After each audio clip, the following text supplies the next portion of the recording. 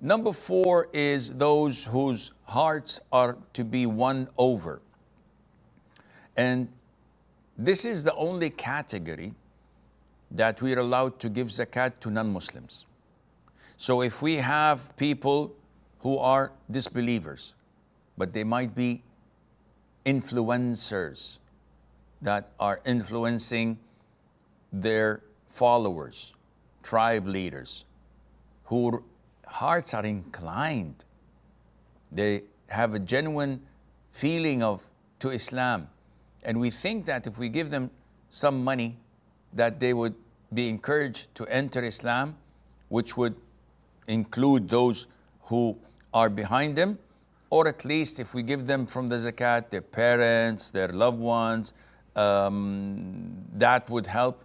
Or in cases where an individual is harming Islam and the Muslims, and we give him from the zakat to protect Islam and the Muslims from attacking us, or we give it to someone who accepted Islam, but he's on the brink because all of his family left him and he's in depression or the like, so we give him something to strengthen his iman. This becomes acceptable, insha'Allah azza wa jal, and this is one of the ways we can spend zakat in.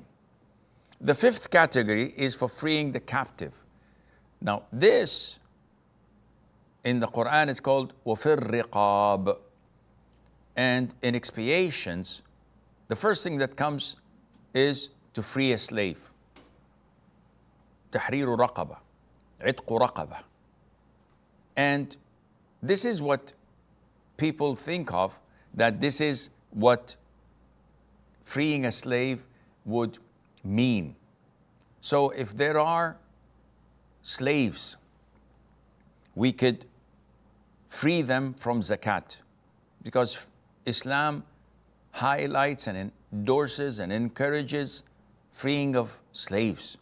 Anything you do, expiation, free a slave, which shows you that Islam is not a religion that promotes slavery. Slavery is there due to a legitimate reason and to solve a big problem. But to free the slaves is encouraged in Islam.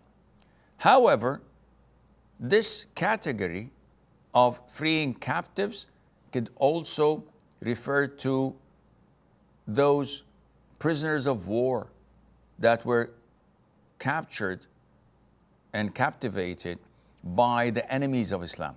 So if there's a war between Muslims and the non-Muslims, and they have Muslim prisoners, then it is permissible for us to pay from the zakat money to free them and to get them out as well.